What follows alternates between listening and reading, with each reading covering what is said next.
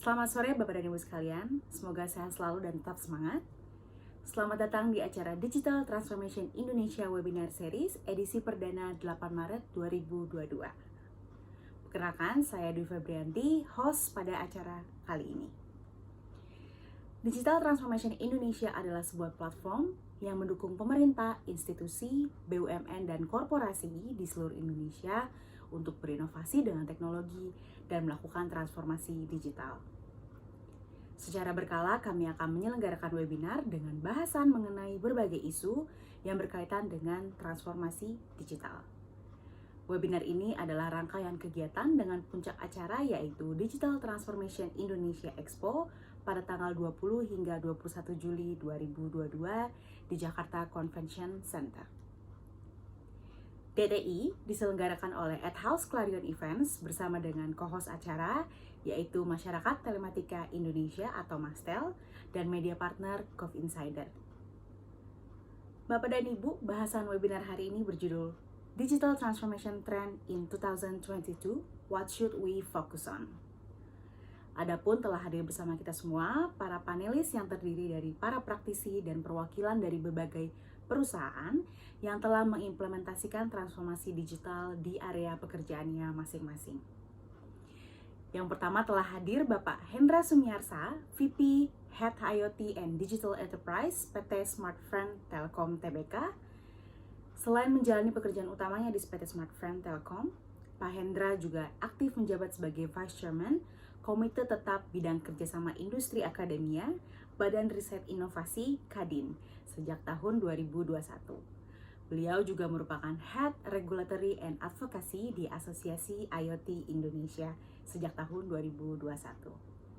Pak Hendra merupakan lulusan Institut Teknologi Bandung, School of Polytechnic, dan Magister Manajemen dari Universitas Mercu Buana. Berikutnya telah hadir juga Bapak Hilman Yulifar, Head of Digital Innovation and Strategy, PT Bank Rakyat Indonesia Persero Tbk. Kurang lebih 11 tahun bekerja bersama BRI, Pak Hilman meniti karir sebagai Account Officer pada tahun 2010, hingga menjadi Head of Digital Innovation and Strategy PT Bank Rakyat Indonesia Persero Tbk sejak tahun 2021. Pak Hilman adalah alumnus Institut Teknologi 10 November, majoring Architecture, Universitas Airlangga, majoring Financial Management, dan University of Birmingham, United Kingdom, majoring in Global Banking and Finance. Selanjutnya juga telah hadir bersama kami Ibu Nesia Martalia, Digital Transformation Manager, Philip Morris International. Berpengalaman bekerja di industri teknologi, Bu Nesia menguasai bidang marketing, distribusi, business development, dan commercial planning. Pekerjaannya sehari-hari juga membuat beliau expert di bidang product development, analytic, and leadership.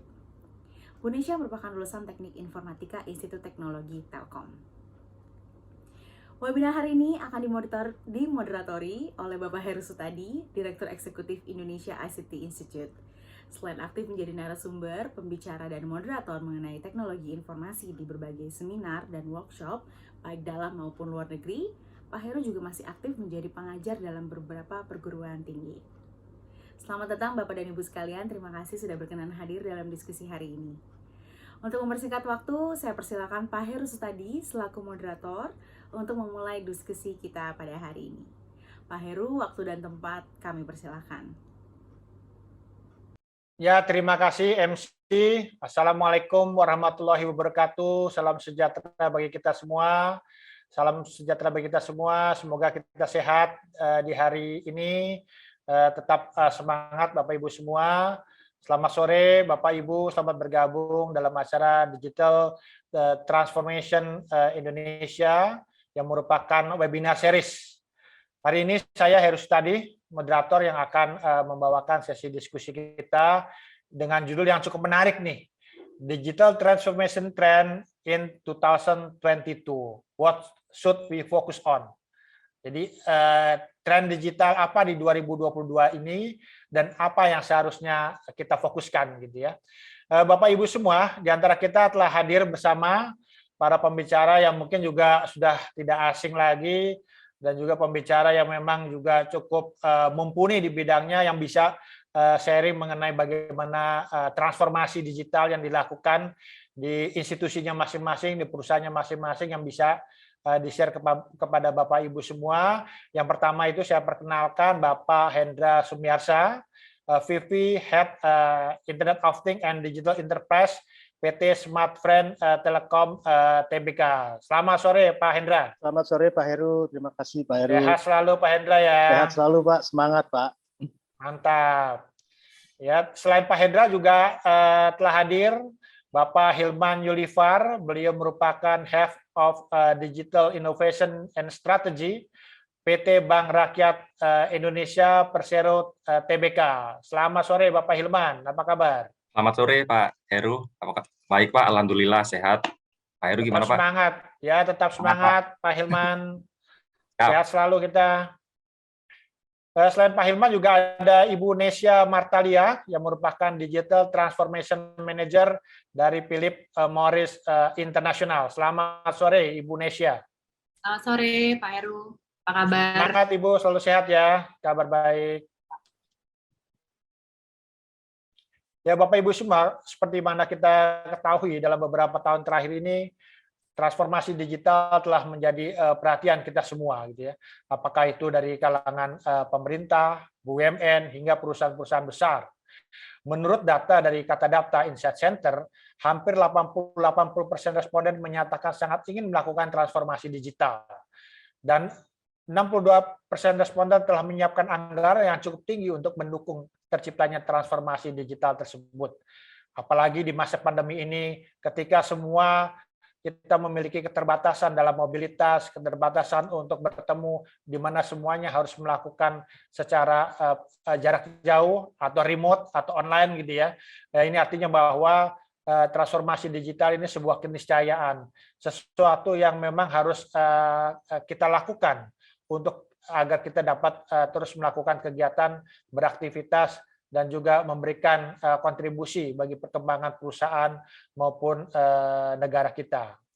Transformasi digital dipercaya sebagai dapat membuat bisnis atau organisasi menjadi lebih berkembang dan berjalan efektif serta efisien.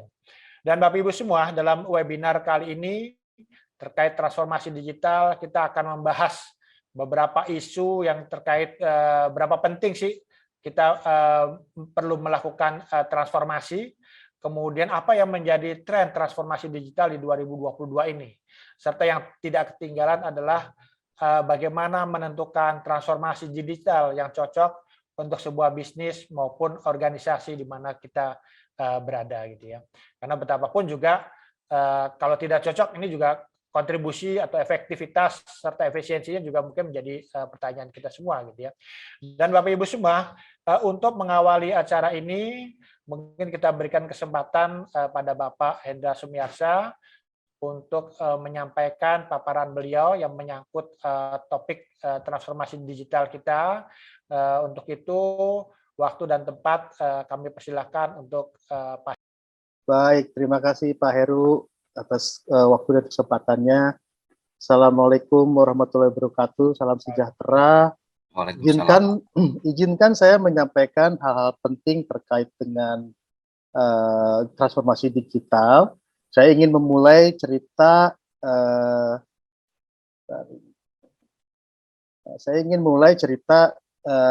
singkat tentang apa yang terjadi di sekitar kita yang bisa jadi kita sadar atau tidak sadar.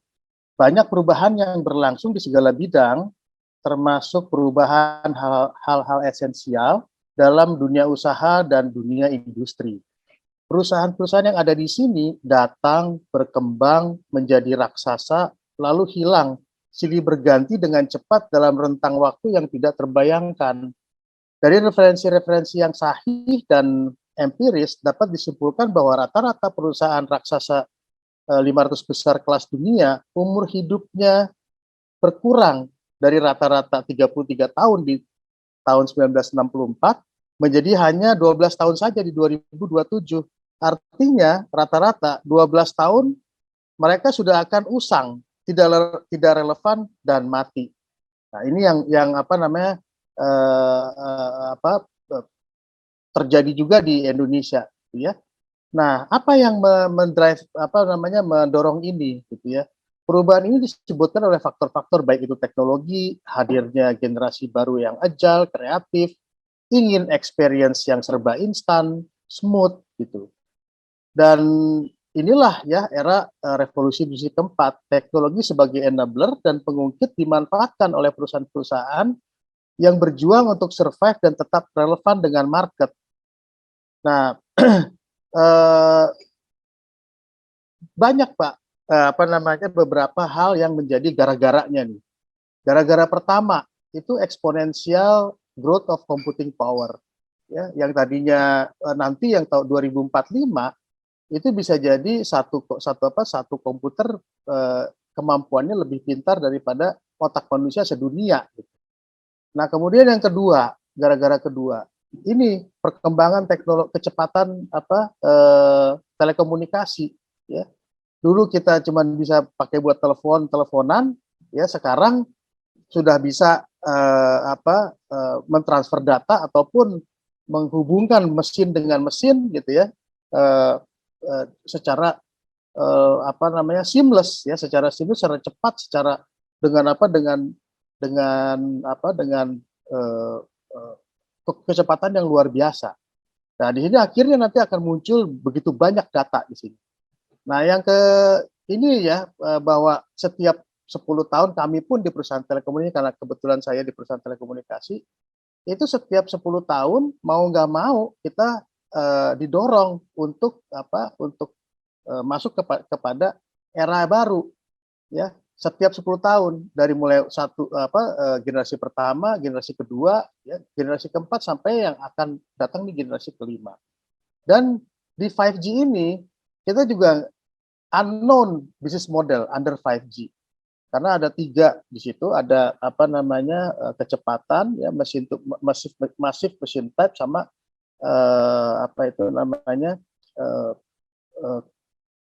low latency ya, low latency yang bisa untuk menghubungkan mesin dengan mesin tanpa jeda yang terlalu lama gitu ya. Nah, ini bayangin kalau kami sebagai perusahaan telco gitu ya, jual 20 gigabyte itu bisa habis dalam waktu 10 second. Nah, bagaimana kalau jualannya gitu kan ya? Jualan ini lagi. Nah, ini yang harus dipikirkan apa gitu ya.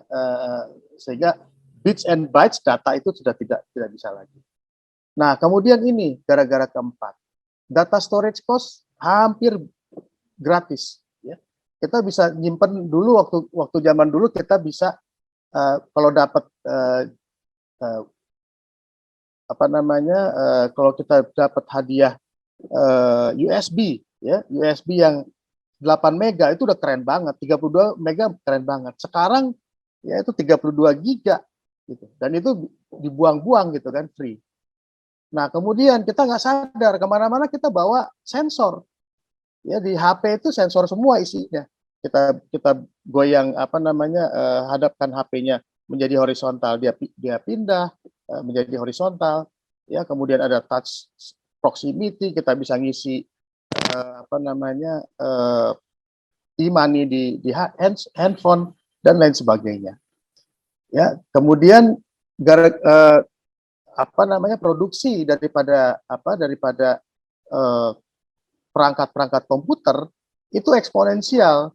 Dulu ya, kalau kita mau beli komputer itu mungkin mesti ngantri gitu ya. Karena memang produksi chipset itu sangat terbatas. Tapi sekarang udah kecepatannya tinggi, kapasitor, transistor itu miliaran jumlahnya, sehingga menyebabkan turunnya harga-harga barang-barang teknologi. Ini yang menyebabkan kita sekarang lebih mudah ya melakukan transformasi digital. Nah, karena ada mobile, data, cloud, dan sosial media, kita menjadi dunia seperti ini ya. Semua terhubung, data ada di mana-mana ya, dan kemudian teknologi itu mendorong dari proses bisnis perusahaan. Di sini ada angka-angka Bapak Ibu ya, 1769, 1869, 1969, 2069. Ini beda di antara beda 100 ya, setiap 100 tahun ini ya, 1769 ke 1899 100 ya. Selanjutnya 100 juga 100. Ini yang namanya revolusi industri. Kita pikir itu datangnya di 2069, ternyata enggak. Lebih cepat dia datangnya.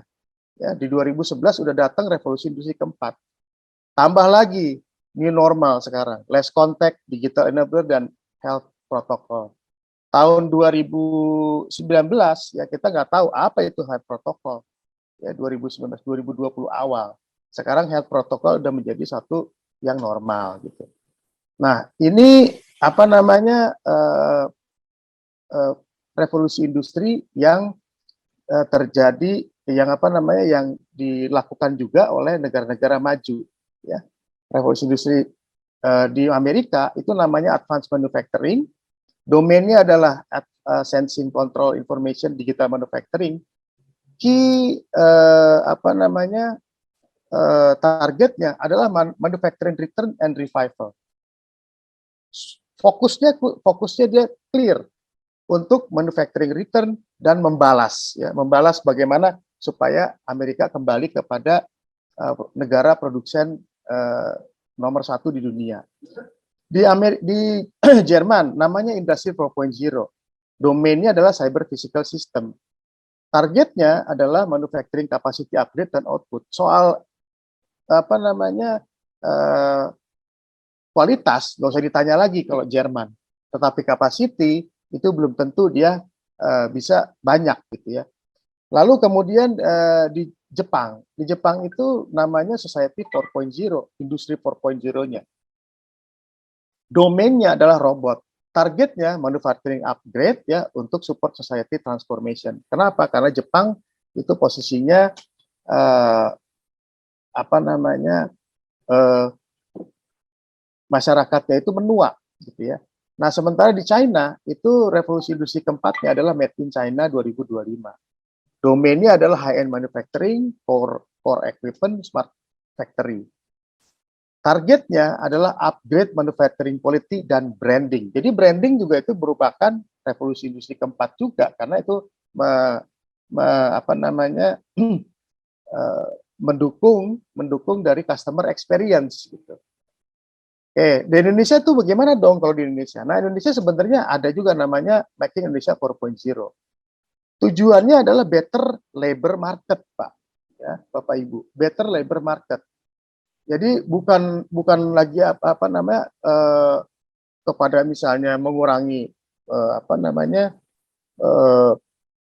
orang dan lain sebagainya. Justru kita revolusi industri keempat di kita itu adalah bagaimana membangun robust ekonomi supaya market tenaga kerja itu lebih bagus. Tujuannya di situ, tujuannya ke situ. Nah, bagaimana perusahaan itu bekerja di dalam transformasi digital di revolusi keempat? Itu adalah dengan digitalisasi, otomasi, connectivity, dan customisasi. Ya, ada yang namanya digital ekonomi, sharing ekonomi, platform driven. Jadi semua sekarang servis itu melalui platform. Adanya job of the future dan reshoring. Kompetensi-kompetensi yang dibutuhkan di dalam revolusi industri keempat di apa namanya untuk mendukung transformasi digital itu adalah paling penting adalah data ya, powered by IoT, karena tadi ya semua terconnect, data menjadi banyak gitu. Kemudian AI tentunya ya, kemudian kemampuan platform, manpower, institutional setup dan legislation. Nah, di 2020 ini ya kita dipaksa tadi ya, kita udah apa namanya di awal tadi adanya less contact ekonomi, kemudian apa namanya digital enabler business dan health protocol. Ini membuat kita menjadi tiba-tiba berubah seketika gitu ya. Dan inilah yang menjadi orang berubah juga, spend spend uangnya. Ya, fighting to survive. Ini airline apa namanya cruise ya, cruise itu apa ya apa namanya kapal pesiar ya, fitness, apparel, lodging, movie theaters, ini fighting to survive. Nah, yang lain-lain ini agak apa namanya masih jalan gitu ya. Everyone else, home improvement, video streaming, ya, kemudian general merchandise dan e-commerce, supermarket, retail, ya. Dan ini yang sekarang yang sedang maju, ya, online groceries, gaming, ya, food delivery, ini akan booming ke depan. Nah, kemudian apa dong yang menjadi kita 2022, ya? Tentunya ya karena sekarang lebih mudah, ya, sebelum COVID pun itu lebih mudah mendapatkan informasi, ya, produk review juga lebih mudah, ya. Kemudian ini yang akan kembali yang namanya tourism leisure itu akan kembali di 2022 setelah COVID. Kemudian market, ya, retail itu juga akan kembali, financial services, public services, health, education, donation, ini akan menjadi booming ke depan, gitu. Nah, ini adalah juga terkait dengan tadi, ya, yang menjadi dengan adanya konektivitas, hyperconnectivity, data ada di mana-mana, ya. Ini juga jadi penting bagi sebuah organisasi atau perusahaan bagaimana melakukan transformasi digital, ya. Kalau yang top performing organization itu 50% dependensi data analitik untuk keputusan itu lebih dari 50% atau lebih. Ya, tetapi low performing itu pakai intuisi dan rule of thumb.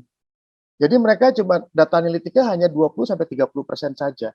Nah, ini juga yang menjadi nanti, ya, di 2022 penting, Pak, punya, ya, Bapak Ibu, kita punya kapabilitas untuk yang namanya kecerdasan artifisial, AI, artificial intelligence. Bagaimana mengelola data yang banyak itu, ya, ditambah lagi tadi dorongan menuju digitalisasi gara-gara COVID, itu semua serba data. Ini tanpa AI akan sulit kita untuk membuat value dari atas dari data tersebut, gitu, ya. Transformasi digital tentunya perlu ini akan berbeda dengan digitalisasi. Transformasi digital ada people and process. Oleh karena itu talenta itu paling penting, ya. Kemudian proses bisnis interaktif untuk mendukung inovasi dan bagaimana teknologinya, ya, untuk menghasilkan solusi tepat guna, memfasilitasi kebutuhan pengguna. Nah, ini yang juga tantangan inovasi digital, ya. Jangan sampai bahwa pengguna implementasi teknologi itu menjadi cuman sekedar mainan aja, gitu, dibanding dengan real use case. Dan ini rata-rata, ya, di Silicon Valley 92% startup fail dalam 3 tahun. Kenapa? Karena mereka solving problem no one has, ya. Asumsi tidak dites, tidak dicoba.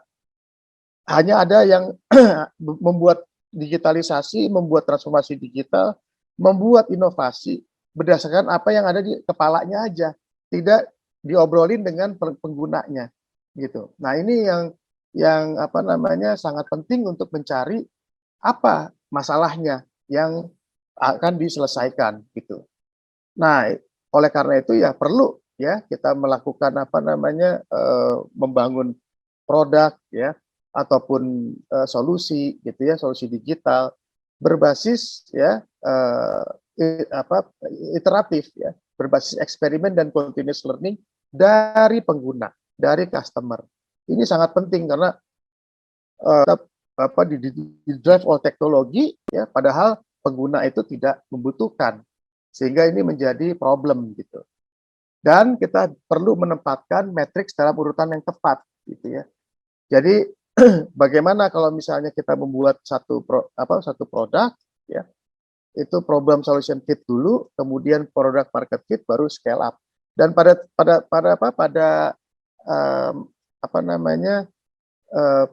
urutan-urutannya itu ada fokusnya, gitu, ya. mengenai misalnya problem solution fit, ya kita harus validasi ya betul apa enggak gitu ya dibutuhkan itu. Kemudian market fit ya kita cocokkan gitu dengan kebutuhan masyarakat gitu. Nah baru nanti scale itu kita fokus kepada growth dan optimasi produk kita. Mungkin itu aja yang bisa saya sampaikan, Pak Heru. Terima kasih. Lebih kurangnya mohon maaf jika ada kekurangan. Mudah-mudahan bermanfaat sharingnya. Terima kasih. Ya, terima kasih Pak Hendra, paparan yang sangat menarik ya. Tadi disampaikan oleh Pak Hendra bagaimana COVID ini menjadi salah satu faktor pendukung transformasi digital, bahkan ada sebagian orang bilang chief of transformation digital gitu ya. Tapi juga tadi Pak Hendra juga menyampaikan mengenai bagaimana Indonesia juga mengadopsi industri 4.0. Kemudian yang juga mungkin perlu menjadi catatan kita, umur perusahaan sekarang itu udah mulai berubah nih. Jadi kalau di 2027 ini hanya 12 tahun gitu ya, sehingga memang proses meremajakan perusahaan dengan melakukan transformasi perlu dilakukan gitu ya. Kemudian juga ada beberapa hal tadi disampaikan Pak Hendra juga mengenai apa saja yang perlu ditransformasikan ya. Jadi ini bukan proses digitalisasi tapi merupakan transformasi yang melibatkan people, proses dan juga teknologi gitu ya. Terima kasih Pak Hendra paparannya yang sangat menarik. Bapak Ibu semua, mungkin setelah Pak Hendra paparan kita akan juga mungkin membahas beberapa poin nih untuk diskusi terkait dengan transformasi digital. Kebetulan sudah hadir tadi beberapa narasumber kita yang mungkin kita bisa elaborasi mengenai arah transformasi digital, trennya dan juga bagaimana kita bisa melakukan transformasi digital sesuai dengan kebutuhan di institusi kita masing-masing. Mungkin terkait tadi apa yang disampaikan Pak Hendra tadi menarik nih Pak tentang transformasi people, bisnis dan teknologi gitu ya. Nah dari 3 transformasi ini kira-kira mana yang harus didahulukan nih Pak? Karena mungkin orang, waduh ini people penting, bisnis penting, kemudian teknologi juga penting. Kita kebingungan ya chicken atau egg ini. Mungkin Pak Hendra bisa memberikan pencerahan bagi kita semua, silakan Pak. Baik, terima kasih Pak Heru. Jadi pengalaman Pak ya, selain daripada internal di perusahaan sendiri, juga kita itu melayani pelanggan Pak Heru, teman-teman. Itu tantangannya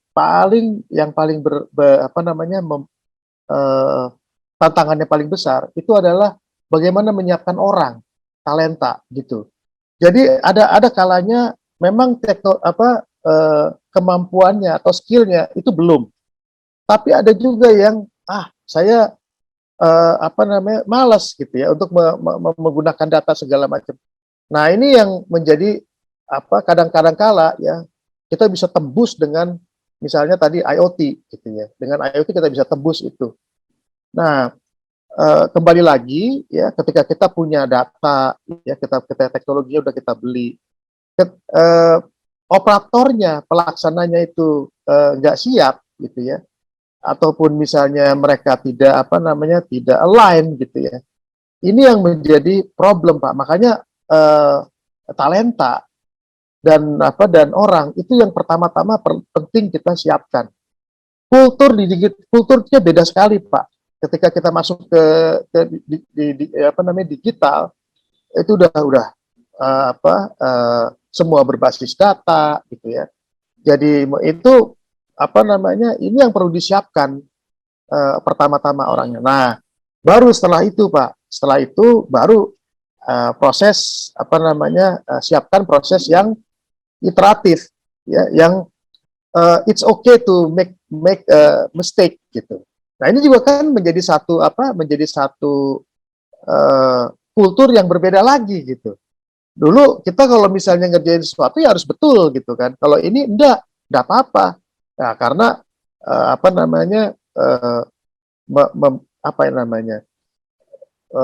bisa jadi ketika memanfaatkan teknologi ya merubah proses itu bisa jadi ada yang miss di situ dan mungkin aja kita harus fallback, tidak perlu gitu kan, atau mungkin kurang, dan ini sudah pasti itu harus ada proses-proses iteratif yang apa namanya, bisa jadi ada ya kesalahan-kesalahan yang perlu apa namanya, perlu diadop, apa namanya, di okekan lah gitu ya, artinya diterima gitu ya. Nah, ini yang apa yang penting itu Pak, mungkin kalau dari saya, pandangan saya, pengalaman itu adalah manusianya Pak yang harus disiapkan terlebih dahulu. Demikian Pak. Ya, terima kasih Pak Hendra. Mungkin kita beralih ke Pak Hilman nih. Pak Hilman, apa yang sudah dilakukan BRI nih terkait transformasi digital gitu ya? Apalagi kan kalau sekarang nih perbankan ini kan juga, waduh, ini persaingannya juga kian ketat gitu ya. Apalagi hadir bank-bank digital yang mungkin tidak memiliki legacy gitu ya. Tiba-tiba dia masuk dengan mungkin beban yang tidak banyak, sehingga persaingannya juga ini juga menjadi kian ketat gitu. Apalagi persaingan aplikasi juga kian ramai gitu ya. Silakan Pak Hilman, bisa sharing ke kita. Ya Pak, mungkin saya sedikit cerita dikit Pak ya, terkait transformasi digital yang dilakukan oleh BRI ya. Sebenarnya kita udah mulai melakukan itu sejak tahun 2017 Pak. Karena kita berangkat dari kesadaran ya bahwa BRI ini semakin gede, semakin tersebar, semakin terbesar dan tersebar di seluruh Indonesia, tapi kita capability kita akan semakin terbatas ya, karena begitu banyak jumlah nasabah yang harus dilayanin, kemudian juga unit kerja kita udah semakin bertambah luas seluruh Indonesia. Nah, kita perlu mempunyai capability untuk bisa menghandle keseluruhan operational system yang ada di BRI ya, baik dari sisi operational cost maupun operational risk-nya. Nah, dari situ, dari tahun 2017 itu akhirnya kita membuat transformasi digital yang kita namakan Brivolution ya. Sebenarnya itu berangkat dari situ awalnya. Nah, di satu sisi di tahun 2017-2018 kan udah mulai bermunculan Pak ya, fintech-fintech yang istilahnya memberikan layanan kurang lebih sama lah dengan perbankan ya, dari sisi pinjaman maupun mungkin dari sisi pinjaman ya. Kalau misalnya dari sisi simpanan mungkin mereka nggak memprovide itu karena harus izin untuk OJK ya. Nah, kemudian dari situ kita mulai membuat strategi untuk digital transformation ya Pak di Brivolution 1.0 itu. Jadi kita berusaha untuk mengkategorisasikan ya eksplorasi atau pengembangan inovasi digital product itu ke dalam tiga scope of area Pak, kalau kami dari BRI. Jadi yang pertama kita lakukan ini Pak, tahapannya kita lakukan bisnis proses digitizing. Mungkin agak sedikit beda ya, digitizing dengan digitalisasi ya. Kalau digitizing itu kita berusaha untuk mendigitalkan bisnis proses yang selama ini existing ya, yang ada di BRI. Karena dengan jumlah customer base yang semakin besar, jumlah produk yang semakin banyak, tentunya kita butuh proses-proses yang lebih efisien dan juga lebih efektif supaya kita bisa melayani nasabah dengan cepat gitu. Nah, kemudian jadi kita lakukan bisnis proses digitizing. Nah, salah satu produknya kita ada namanya Brispot. Jadi Brispot itu kayak semacam ini Pak. Jadi account officer kami itu kan selama ini kan mereka memproses pengajuan pinjaman dari nasabah secara manual Pak. Mereka harus datang ke lokasi terus bolak-balik ke kantor untuk memproses pengajuannya. Nah, dengan adanya Brispot itu kita lakukan digitalisasi. Jadi semua proses pengajuan itu bisa dilakukan melalui apps di handphone. Jadi dengan adanya Brispot itu bisa mempersingkat waktu untuk pengajuan pinjaman dari semula 14 hari bisa jadi hanya less than 2 days. Nah, itu jadi salah satu nilai tambah kita ya, advantage value kita terkait bisnis proses digitizing. Terus kita juga melakukan untuk kategori yang kedua, kita melakukan new business model development Pak. Jadi kita berusaha untuk melakukan eksplorasi bisnis model baru yang kira-kira bisa memberikan tidak hanya efisiensi, tapi juga memberikan productivity dan juga memberikan sumber-sumber new source of revenue atau growth. Nah, di sini untuk new business modelnya itu mungkin kalau dari perbankan ya kita melakukan transformasi dari sisi open banking.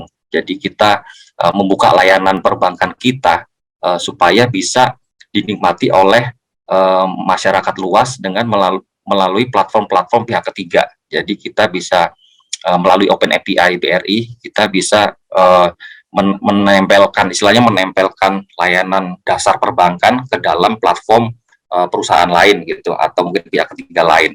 Nah, itu jadi salah satu new business model yang telah kita terapkan sampai dengan saat ini. Kemudian yang terakhir terkait dengan new ecosystem, Pak. New ecosystem kita juga masuk ke ekosistem baru yang sekiranya bisa jadi sumber new customer base buat BRI.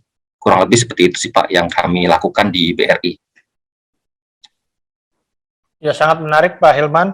Tadi ada perubahan bisnis proses 14 hari jadi 12 hari, kemudian juga Open API. Jadi 2 hari, Pak. Jadi 2 hari, menarik jauhan. Dan juga Open API yang memang juga ini sangat berguna ya bagi mungkin aplikasi digital segala macam untuk bisa koneksi langsung ke BRI, termasuk juga membuat new ecosystem gitu ya. Terkait dengan apa yang juga tadi disampaikan atau ditanyakan ke Pak Hendra, Pak, kalau dari BRI ini bagaimana melihat nih tadi people transformation, business transformation, technology transformation, ini BRI mulainya dari mana nih Pak? Karena dari 2017 artinya juga udah 4 tahun kita melakukan transformasi Pak ya dengan BRI Evolution tersebut. Nah ini mulai dari mana pada saat itu gitu Pak?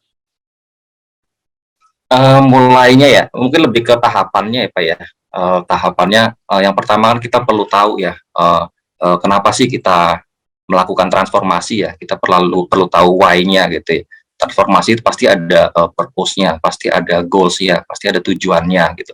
Kemudian yang kedua, kita juga objek transformasinya itu apa gitu. Dari sini kita berangkat dari customer Pak. Karena seperti kita tahu customer yang lebih lebih tahu sebenarnya apa yang mereka butuhkan, apa yang mereka inginkan dalam aktivitas mereka gitu. Jadi know your customer journey itu sangat penting bagi kami Pak. Jadi setiap transformasi digital atau setiap pengembangan produk kita selalu berangkat dari customer journey. Mungkin seperti yang disampaikan Pak Hendra tadi ya, ada design thinking ya. Nah, design thinking itu juga jadi salah satu elemen bagi kami yang wajib kita lakukan dalam setiap proses pengembangan produk atau jasa layanan perbankan. Kemudian kita juga harus tahu yang akan ditransformasikan itu apa. Kemudian timingnya juga harus tepat, produk yang akan di-launch itu kapan. Nah, kemudian dari 4 purpose itu kan jadi strategi untuk transformasinya ya, why-nya, who-nya, what-nya, when-nya apa. Nah, kemudian untuk how-nya, bagaimana cara kita melakukan itu, tentu kita butuh beberapa lebih ke ada 3 pilar ya kalau dari kami Pak dari BRI. Yang pertama digital talent itu sangat penting bagi BRI. Tidak hanya digital talent yang ada di BRI, kita juga merangkul semua digital talent yang ada di luar untuk bisa bekerja di BRI juga. Kemudian yang kedua, pilar keduanya agile organization. Agile organization itu juga perlu untuk merubah culture, merubah mindset dari setiap pekerja yang ada di BRI. Gitu Pak. Kemudian yang ketiga ya tentunya teknologi. Teknologi itu tentu pasti jadi pilar utama yang ada dalam setiap transformasi digital. Itu tahapannya sih Pak. Terima kasih Pak Hilman. Ini menarik nih, ada 5W 1H gitu ya. Jadi kalau teman-teman media nih Bapak Ibu mungkin udah bukan hal yang asing ya. Atau biasanya kita suka nyebutnya sakti nih. Siapa, apa, kapan, tempat, dan informasi lebih lanjut gitu ya. Ya mungkin berikutnya Bu Nesya nih. Bu Nesya, kita juga pengen dengar apa yang sudah Philip Morris lakukan terkait transformasi digital gitu ya. Dan mungkin sekalian bisa ceritakan ini mulai dari mana nih? Apakah proses bisnisnya, atau mungkin juga orangnya, atau mungkin teknologinya gitu ya. Silakan Bu Nesya. Oke, mungkin saya jawab dulu dari kita mulai dari mana gitu ya Pak ya. Jadi saya cukup align sih dengan Pak Hendra dan Pak Hilman gitu ya. Basically sebenarnya yang harus di-prepare adalah people. Jadi people transformation itu merupakan core atau tahap awal untuk melakukan transformasi. Nah, karena kita juga harus mendapatkan manajemen buy-in. Digital transformation itu kan akan menjadi satu fase yang sangat panjang ya Pak. Mulai dari budgeting, kemudian kita harus tahu roadmap-nya kemana, teknologi apa yang harus kita pilih gitu ya. Kemudian sampai dengan proses eksekusinya, including memilih manpower yang cocok untuk mengeksekusi dari roadmap tersebut gitu. Jadi yang mesti disamakan di awal adalah mindset dari organisasinya, bahwa memang organisasi dan perusahaan tersebut setuju untuk melakukan digital transformation dan determine untuk kemudian mengaplikasikan proses transformasi tersebut. Nah, kemudian apa yang sudah dilakukan oleh Philip Morris, menurut saya ini cukup align dengan tren yang ada gitu ya. Setiap satu organisasi atau satu perusahaan itu melakukan transformasi digital, gitu, which is hyper automation across the board gitu.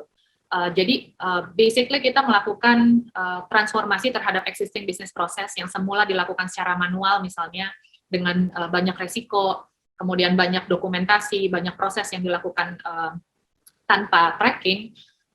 Itu kemudian kita migrate atau kita migrasikan ke proses yang jauh lebih automate. Gitu.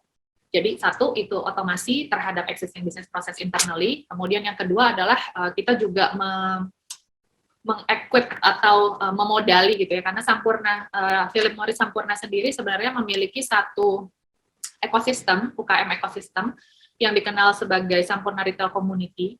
Nah, di situ kita kemudian memberikan mereka modal aplikasi digital untuk memudahkan transaksi gitu. Dan untuk memperkaya literasi digital dari masing-masing UMKM tersebut gitu ya, sehingga knowledge mereka terhadap dunia digital di luar sana itu lebih terbuka lebar. Memperluas juga opportunity gitu ya, bisa melakukan transaksi secara online, bisa melakukan penjualan secara online, kemudian bisa juga melakukan payment secara online gitu. Hal-hal tersebut juga kita train dan kita fasilitasi. Kurang lebih seperti itu Pak Heru. Ya, terima kasih Bu Nesya. Saya kembali ke Pak Hilman ya Pak. Tadi kita udah melihat apa proses transformasi digital yang dilakukan BRI gitu ya. Tapi kita juga perlu tahu nih Pak, dari dampaknya apa gitu ya. Dan tadi misalnya kan biasanya harus ada kuantifikasi nih. Jangan kita transformasi digital, budgetnya besar, kemudian hasilnya ya mungkin tadi memang sempat kita lihat, ya, mungkin proses bisnis 14 hari jadi 2 hari, dibuka API. Nah ini dampaknya apa bagi BRI, juga mungkin bagi masyarakat. Ya, silakan Pak Hilman. Iya Pak, kalau terkait dampak dengan adanya transformasi digital ini benar-benar sangat impactful banget Pak ya, high impactful banget buat kami gitu. Yang pertama mungkin ini udah pasti dirasakan oleh teman-teman semua di perusahaan ketika melakukan transformasi digital. Yang pertama efisiensi dari sisi waktu, kemudian proses dan juga cost. Nah ini salah satu KPI kita juga sebenarnya Pak, dari kami gitu, KPI yang wajib ada gitu. Sebenarnya transformasi, misalnya pengembangan produk atau jasa layanan yang baru itu ada efisiensinya apa enggak gitu dari sisi waktu, proses and cost. Kemudian dari sisi yang kedua, dari sisi productivity Pak. Seperti yang tadi saya sampaikan tadi kan, prosesnya kan tadi 14 hari jadi 2 hari ya, jadi semakin cepat. Tapi di satu sisi kita produktivitas dari para account officer kami juga meningkat 2 sampai 2,5 kali lebih banyak. Jadi dari sebelumnya mereka sehari bisa memproses 5 pengajuan kredit, itu sehari mereka dengan adanya Brispot ini bisa memproses 10 atau 12 pengajuan kredit. Ini untuk kredit mikro Pak ya. Kalau di BRI kami sih sebenarnya sehari memproses 10 itu sebenarnya udah biasa sih Pak. Karena memang mikro itu kan kecil-kecil ya ininya ya. Plafon kreditnya. Jadi prosesnya produktivitas semakin meningkat gitu. Kemudian yang ketiga yaitu kita bisa menemukan new source of revenue atau growth. Yang pertama misalnya contoh dari Open API. Kita membuka Open API bekerja sama dengan partner-partner sebanyak mungkin gitu. Misal perusahaan e-commerce, mungkin perusahaan ride hailing juga, atau perusahaan-perusahaan lainnya. Itu diharapkan bisa memberikan, itu kan sebenarnya API itu sebenarnya jadi kayak kepanjangan tangan bank ya, kepanjangan tangan bank supaya bisa melayani sampai ke seluruh lapisan masyarakat tanpa harus mereka mengakses platform BRI. Mereka bisa mengakses platform lain, tapi itu bisa menikmati layanan perbankan. Nah, source of revenue-nya dari mana? Tentunya dari fee-based income kami gitu. Jadi sebenarnya transformasi digital itu bisa menumbuhkan new source of revenue or growth. Kemudian new customer base juga bertambah, otomatis kita bertambah ketika kita membuka akses dengan proses digitalisasi itu.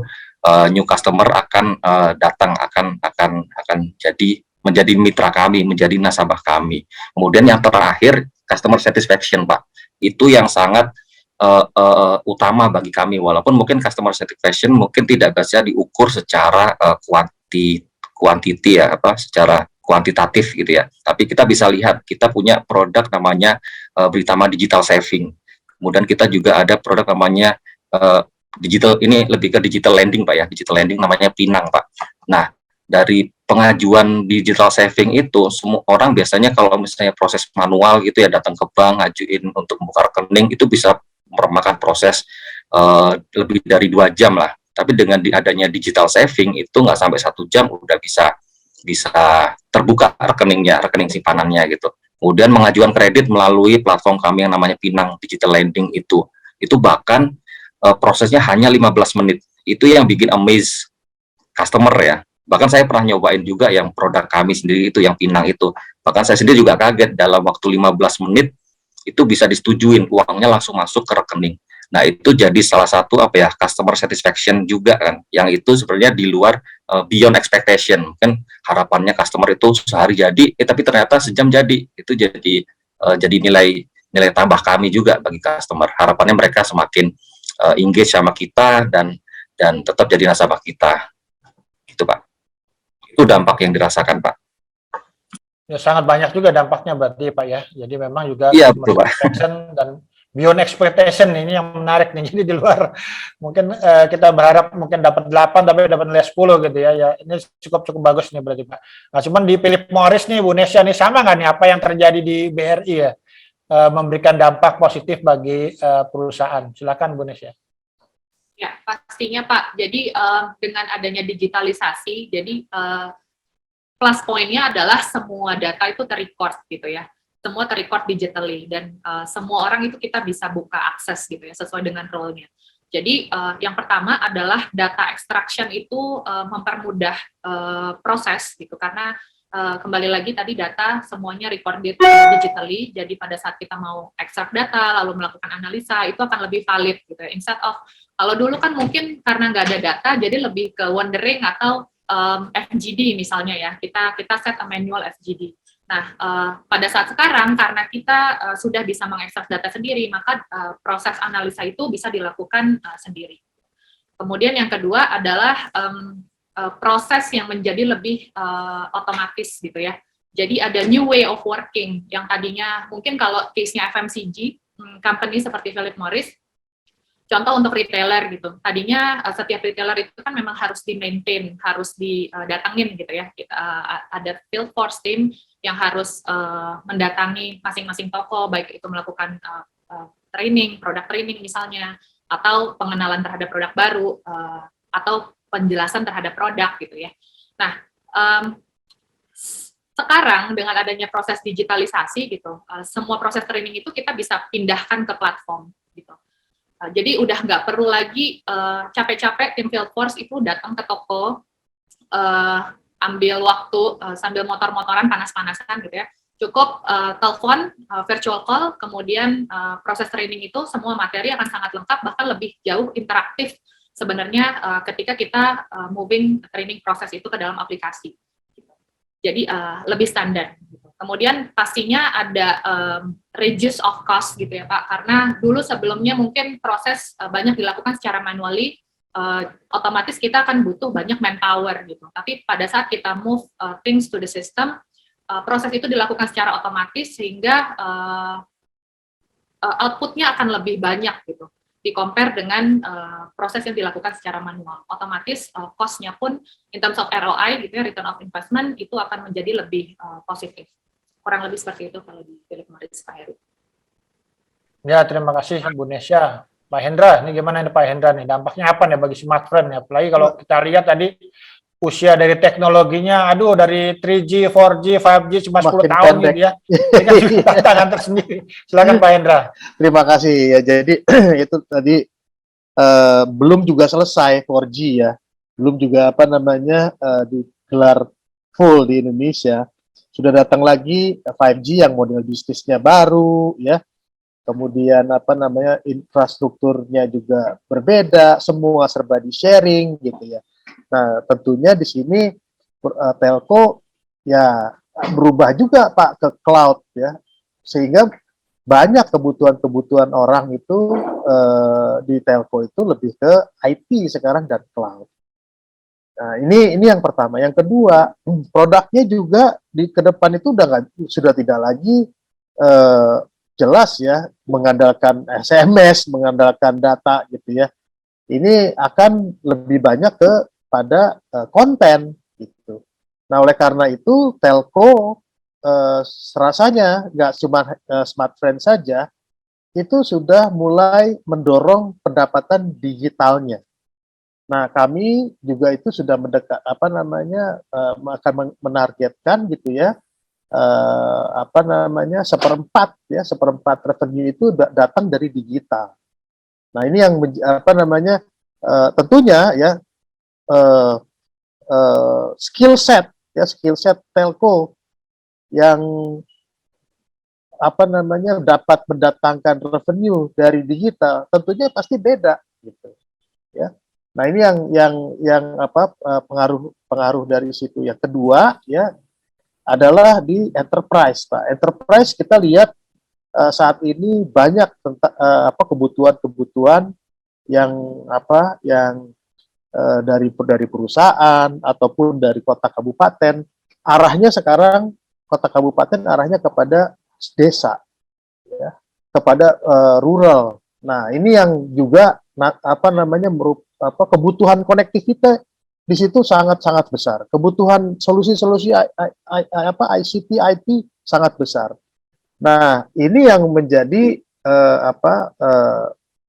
target ya atau concern dari dari telco untuk menyasar ke arah sana gitu.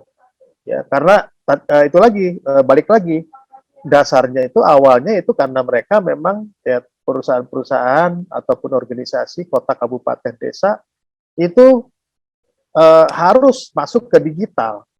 Satu-satunya cara dari digital dan ini butuh solusi ya, butuh connectivity, butuh jaringan gitu, butuh dan lain sebagainya. Nah, ini yang menjadi ini. Jadi ada dua, Pak. Pertama digital bisnisnya, yang kedua enterprise-nya. Itu Pak Heru. Ya, terima kasih Pak Hendra. Dampaknya juga cukup terasa bagi smartphone ya kalau kita lihat ya. Nah, cuman ini mungkin kembali ke Bu Nesya ya. Kan kalau kita lihat kan transformasi digital ini nggak mulus-mulus amat berarti kan di tiap perusahaan untuk menjalankannya atau memulainya karena akan banyak tantangan nih. Nah, kalau kita lihat juga kalau ketika kita tidak berhasil menghadapi tantangan, mengambil mendapatkan mencari solusinya gitu ya. Ini biasanya juga akan gagal nih. Nah, kalau dari Philip Morris melihatnya seperti apa nih? Apakah tantangannya seperti apa dan bagaimana agar transformasi digital ini harus tetap jalan gitu, jangan sampai kemudian kan ada yang setengah-setengah, ada yang juga gagal gitu ya. Nah, strategi seperti apa nih di Philip Morris? Silakan Bu Nesya. Oke. Sebenarnya tantangannya pertama pastinya menentukan digital transformation apa yang cocok terhadap company culture gitu ya. Karena biasanya ketika people starts with digital transformation, pikirannya sudah kemana-mana gitu. Oh, teknologi paling canggih apa yang mau di-adapt untuk satu perusahaan gitu ya. Padahal sebenarnya kita bisa start dari low hanging fruit gitu. Di mana satu organisasi atau bisnis tentunya harus bisa mengidentifikasikan ya apa yang menjadi matriks atau tujuan utama dari suatu organisasi atau perusahaan tersebut. Ya. Nah, setelah kita tahu gitu, misalnya matriks dari FMCG pastinya adalah melakukan penjualan barang sebanyak-banyaknya gitu ya. Nah, dari situ kemudian kita harus bisa mengadres apa pain points-nya gitu. Jadi pada saat kita melakukan penjualan sebenarnya ada pain nggak sih yang menghalangi kita untuk achieve the matrix gitu kan. Nah, proses identifikasi pain inilah yang kemudian kita bisa convert itu digitally gitu. Jadi daripada kita melihat dari satu scope yang mungkin tidak addressing pain points, tidak juga impacting terhadap productivity gitu ya. Let's just start with low hanging fruit gitu. Apa yang paling gampang dilihat di depan yang generate productivity atau misalnya increase more revenue gitu kan ya. Lalu apa masalahnya yang terjadi di situ? Barulah kemudian kita lakukan transformasi secara digital. Itu satu. Kemudian yang kedua adalah pastinya ada investment. yang dibutuhkan gitu ya pada saat kita sudah menentukan transformasi digital apa yang cocok untuk perusahaan ataupun organisasi. Pastinya akan ada investment. Investment ini banyak hal, Pak Heru. Jadi ada people investment gitu ya, pro hire itu sangat dibutuhkan karena bisa aja sebenarnya kita mengutilize existing resources gitu, tapi takes time karena pastinya kita harus melakukan proses training terhadap existing resources untuk menjadi digital savvy gitu ya, atau jadi aware terhadap teknologi, jadi aware terhadap roadmap digital yang ada di luar sana, dan aware juga terhadap bagaimana cara mengeksekusinya gitu. Jadi people, the correct person untuk mengeksekusi itu adalah hal yang penting. Yang menjadi masalah adalah ketika satu organisasi atau perusahaan itu memaksakan people-nya gitu ya, people yang bukan the correct person melakukan eksekusi terhadap proses transformasi digital ini gitu. Kemudian yang kedua adalah ada cost ini recurring Pak gitu ya, karena proses transformasi digital itu biasanya akan ada cost yang harus di spend pada saat setup gitu ya, membangun platformnya dari nggak ada jadi ada. Tapi setelah itu comes recurring cost gitu. Recurring cost ini kan untuk maintain operasionalnya, kemudian maintain sistemnya supaya berfungsi dengan baik gitu ya. Kemudian ada biasanya kalau untuk digital ada beberapa license yang harus di-purchase in monthly basis gitu ya. Setiap bulan kan kita harus bayar license gitu misalnya. Kemudian ada juga proses untuk men-scale up gitu ya, karena kan biasanya bisnis itu juga berkembang, sistem itu kan stagnan pada saat kita bikin, ya seperti itu aja requirement-nya gitu ya. Pada saat bisnis itu berkembang, maka di require juga sistem itu untuk berkembang gitu. Jadi itu yang salah satu menjadi challenge gitu ya, balik lagi ke people, pada saat people yang mengeksekusi itu bukan merupakan the correct person gitu, itu biasanya bisa salah dari awal Pak, bisa salah budgeting, bisa salah roadmap dari sistemnya itu sendiri gitu ya. Nah menurut saya itu sih yang paling impacting. Ya, terima kasih Ibu Nesya. Pak Hendra bisa sharing ke kita Pak, kira-kira bagaimana nih kendala-kendala yang dihadapi ketika melakukan transformasi digital agar kita nggak gagal dalam melakukan transformasi tersebut. Silakan Pak Hendra. Baik, terima kasih Pak. Ya, ini apa namanya? Pertama Pak adalah ya kita harus bisa mengidentifikasi apa yang penting dan urgent. Yang penting dan urgent Pak. Yang kedua adalah mana yang paling mudah dieksekusi. Itu dulu Pak. Jadi mungkin apa yang penting dan urgent itu bisa jadi skopnya besar. Tetapi kita tidak bisa menyelesaikan semuanya dalam overnight gitu Pak. Mungkin kita coba mulai secara bertahap ya, MVP 1, MVP terus gitu berkembang menjadi akhirnya keseluruhan problem itu bisa dirubah. Contohnya misalnya kalau kita menggelar untuk smart city gitu kan, nggak mungkin di dalam waktu smart government, e-government dalam waktu sekejap itu semua berubah. Tapi harus ada dulu yang mana yang urgent dan penting dan yang paling mudah Pak dilakukan. Ya, dan paling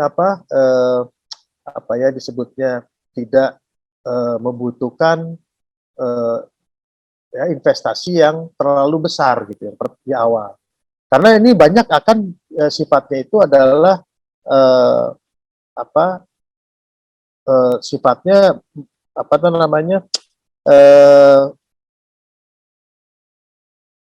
percobaan gitu ya. Banyak hal-hal yang sifatnya itu iterasi yang terus-menerus gitu. Jadi kalau misalnya jangan sampai kita juga terjebak ke dalam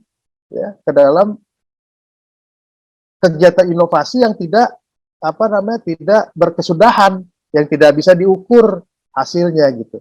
Nah, ini yang paling penting Pak adalah itu tadi ya, yang paling mudah, yang paling paling penting dan paling urgent, dan kita punya ukuran yang jelas untuk men-track gitu. Dan sampai mana outcome-nya itu clear, jelas. Mungkin itu Pak Heru.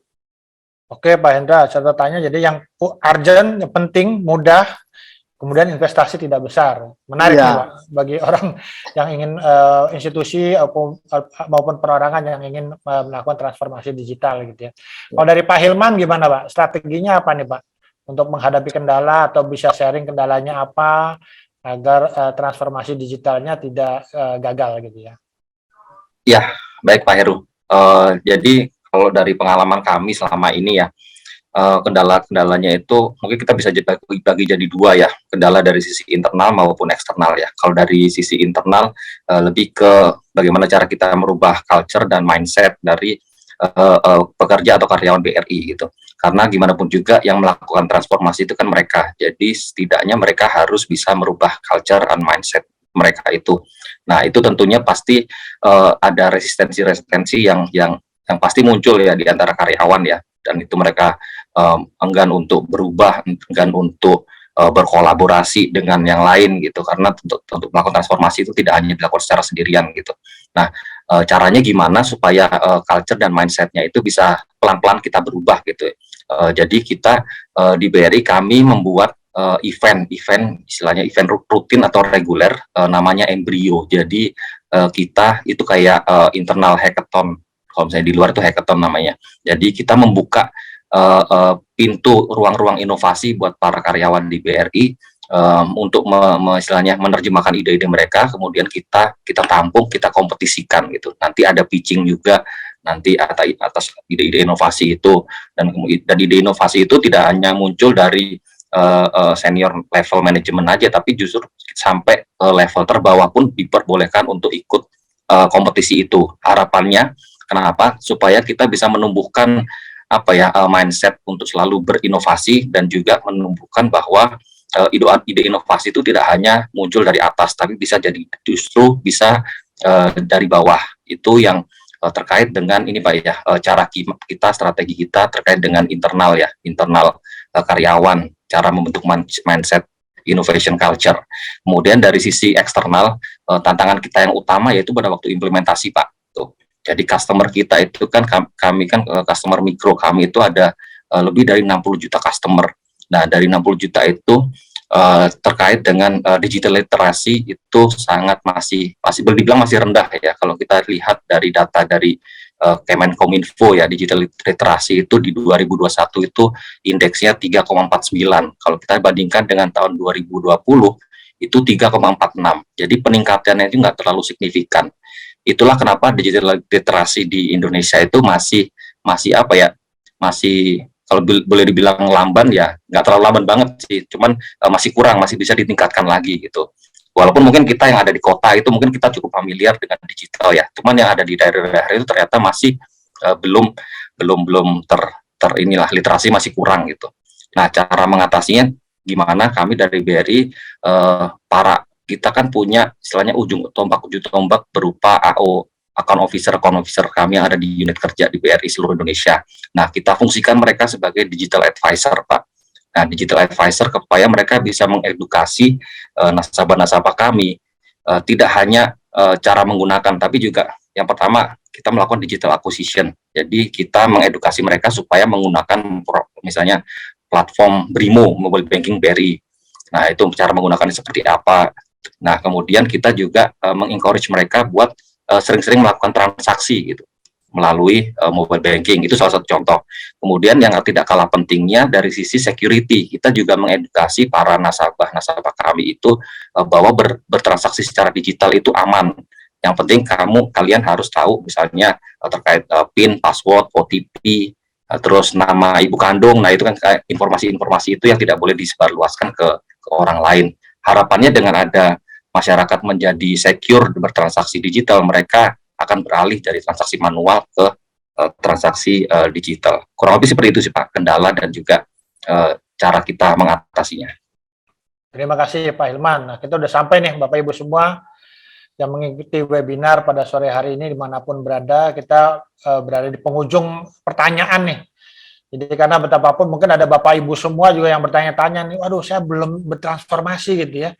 Saya pengen belajar juga nih dari Bapak-Bapak semua yang ada di sini.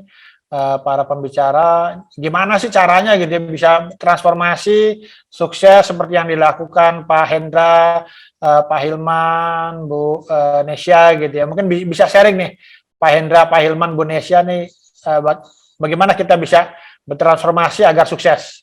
Silakan mungkin dari Pak Hendra lebih dulu, silakan Pak. Baik, terima kasih. Pertama, kita harus clear dulu, Pak. Clear dulu tujuannya, gitu ya. Jangan cuma sekedar ikut-ikutan, ya. Oh, semua digital, gitu. Oke, fine, kita memang harus ke arah itu. Tapi harus clear tujuannya. Kemudian apa yang kita lakukan, transformasi digital itu, apa impact-nya? Ya, kita mesti ukur dan kita set up tuh, gitu. Impact-nya apa?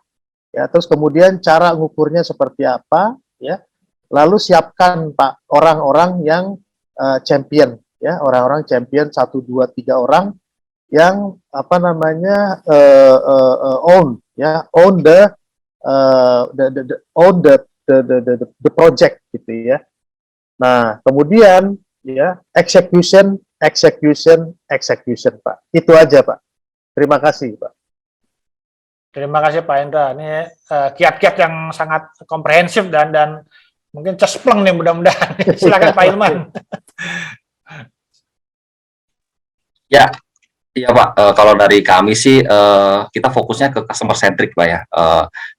Kita harus tahu apa yang jadi kebutuhan customer, apa yang jadi selama ini menjadi pain point yang dirasakan oleh customer. Berangkat dari situ kita bisa mendefine problem-problem yang ada di customer kami itu. Nah, dari situ setelah kita define, kita bisa memberikan alternatif solusi ya, berupa digital product atau digital service yang bisa kita provide kepada mereka gitu.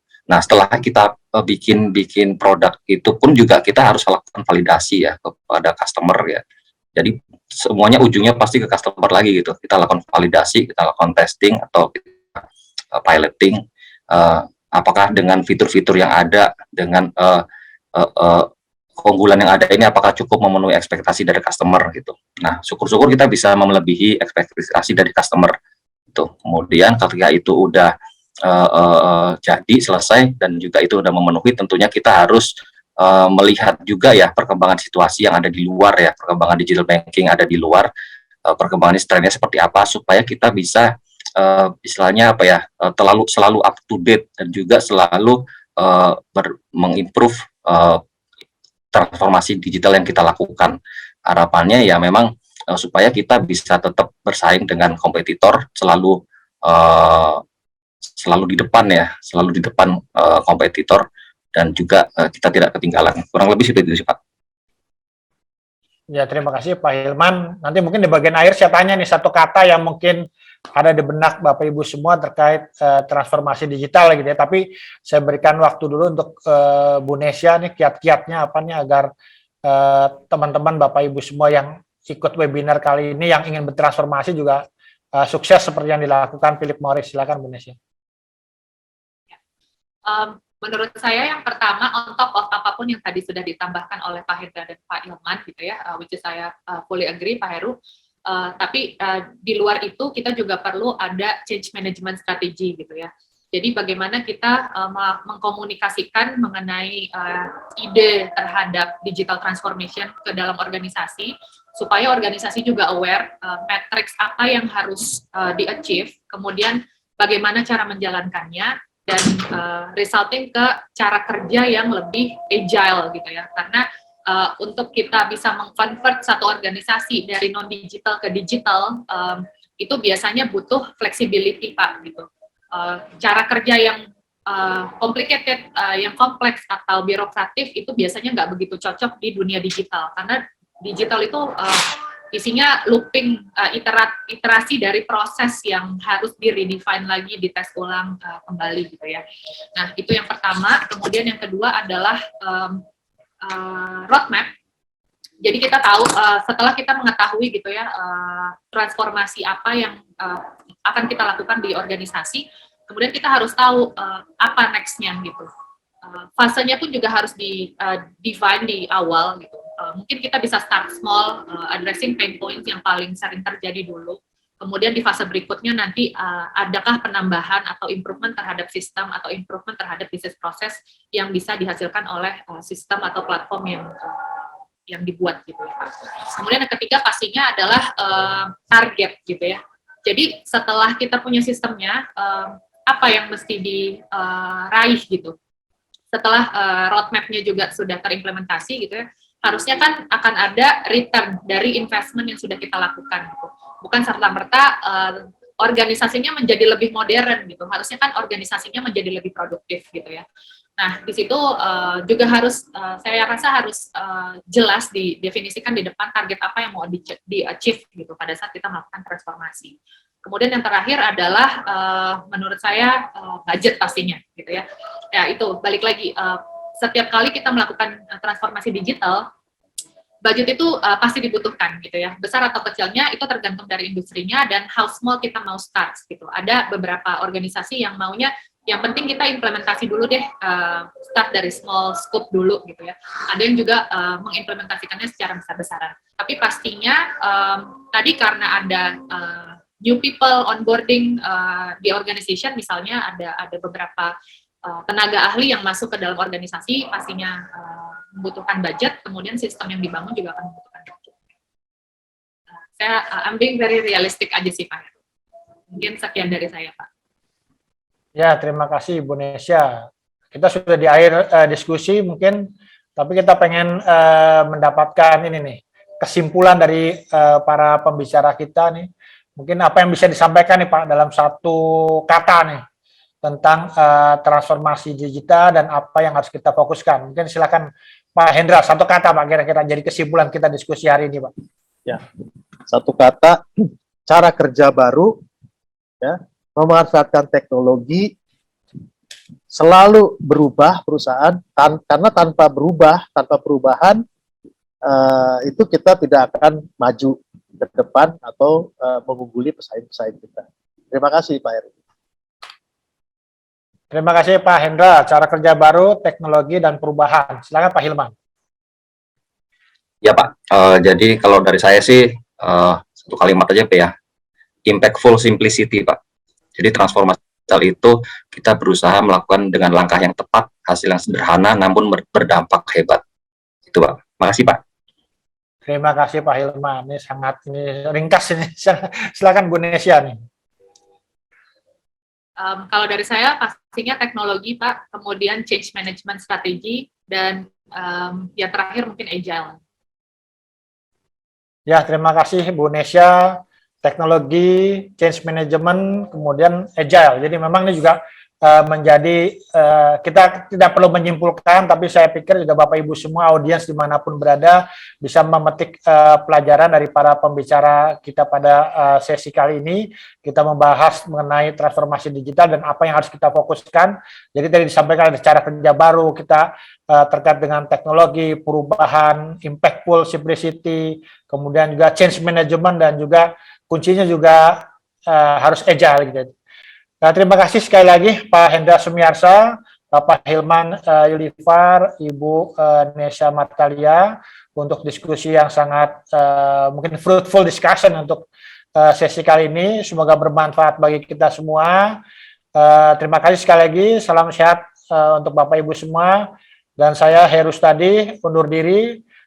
Terima kasih untuk Bapak Ibu semua yang sudah bertahan untuk mendengarkan, mengikuti webinar pada sesi kali ini. Semoga ini bermanfaat. Dan saya ucapkan Assalamualaikum warahmatullahi wabarakatuh. Tetap semangat, salam sehat untuk semua. Saya kembalikan ke MC kita. Silakan, terima kasih. Baik, terima kasih Pak Heru. Bapak dan Ibu sekalian, berakhir sudah diskusi kita pada hari ini. Terima kasih banyak kami ucapkan kepada para narasumber dan moderator webinar hari ini, Pak Hendra, Pak Hilman, Bu Nesya, dan Pak Heru. Semoga sehat selalu dan terima kasih atas waktunya untuk sharing dengan kami hari ini. Sebagai penutup, seluruh tim DTI Webinar Series menyampaikan terima kasih kepada Bapak dan Ibu sekalian yang telah hadir dan menyaksikan acara ini. Bapak dan Ibu dapat mengunjungi website kami dan follow media sosial kami untuk mendapatkan informasi mengenai acara Digital Transformation Indonesia dan juga untuk menonton ulang webinar ini. Sampai bertemu di acara DTI Webinar Series selanjutnya. Selamat sore.